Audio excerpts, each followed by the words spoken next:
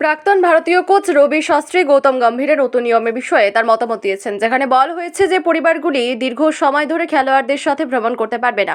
ভারতীয় ক্রিকেট দলের দায়িত্ব পালনকালে গৌতম গম্ভীরের নেতৃত্বে প্রথম যে বড় পরিবর্তনটি আসে তা হলো ঘরোয়া সিরিজে অথবা পুরো বিদেশ সফরে খেলোয়াড়দের সাথে পরিবারের সদস্য এবং ব্যক্তিগত কর্মীদের যোগদান নিষিদ্ধ করা। নিউজিল্যান্ডের বিপক্ষে ঘরের মাঠে এবং অস্ট্রেলিয়ার বাইরে টেস্ট সিরিজে টানা দুইবারের কঠোর পরাজয়ের পর বিসিসিআই নতুন নীতি গ্রহণ করে, যেখানে খেলোয়াড়দের মনোযোগ সহকারে অংশগ্রহণের উপর জোর দেওয়া হয়েছে। গৌতম গম্ভীর এবং বিসিসিআই কর্তৃক পরিবর্তিত নতুন নিয়ম সম্পর্কে রবি শাস্ত্রী মন্তব্য করেছেন। গৌতম গম্ভীর এবং বিসিসিআই কর্তৃক প্রবর্তিত নতুন নিয়ম সম্পর্কে রবি শাস্ত্রী মন্তব্য করেছেন, এটি একটি বিতর্কিত সিদ্ধান্ত ছিল। এর পক্ষে যারা ছিলেন তারা যুক্তি দিয়েছিলেন এবং আবেগপ্রবণতার জন্য খুব কম জায়গা ছিল এবং এটি খেলোয়াড়দের থেকে সর্বাধিক সুবিধা অর্জনের বিষয় ছিল। অন্যদিকে এর বিরোধীরা যুক্তি দিয়েছিলেন যেটি এমন এক ধরনের পুরনো চিন্তাভাবনা যার ফলে অংশীদার এবং শিশুদের খারাপ পারফরমেন্সের জন্য দোষ দেওয়া হয় এবং এটি অতীতে ছেড়ে দেওয়া উচিত। গম্ভীরের পূর্বসূরীদের একজন রবি শাস্ত্রী অবশেষে এই নীতি সম্পর্কে তার মতামত নিয়ে আলোচনা করলেন। একজন প্রাক্তন ভারতীয় কোচ হিসেবে শাস্ত্রীর কখনো এমন কোনো পরিকল্পনা ছিল না, তবে ভারতের কিছু সেরা টেস্ট সাফল্যে তত্ত্বাবধান করেছিলেন। যখন আশেপাশে অনেক লোক থাকে তখন আপনি বিভ্রান্ত হওয়ার প্রবণতা দেখান। ভারত বনাম অস্ট্রেলিয়ার সদা বলে সিরিজের প্রিভিউ দেখার সময় গ্রেট ক্রিকেটার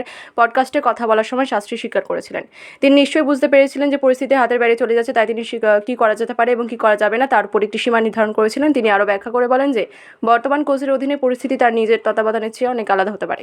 শাস্ত্রী গিলকে এই পদের জন্য উপযুক্ত ব্যক্তি হিসেবে সমর্থন করেন। শাস্ত্রী আরও বলেন, ড্রেসিং রুমে এখনও পরিবেশের জন্য একটি বিশেষ ধরনের নেতৃত্বের প্রয়োজন, যিনি সংযত থাকবেন এবং খুব বেশি চাপ অনুভব না করে নিজের পায়ে দাঁড়িয়ে চিন্তা করতে সক্ষম হবেন।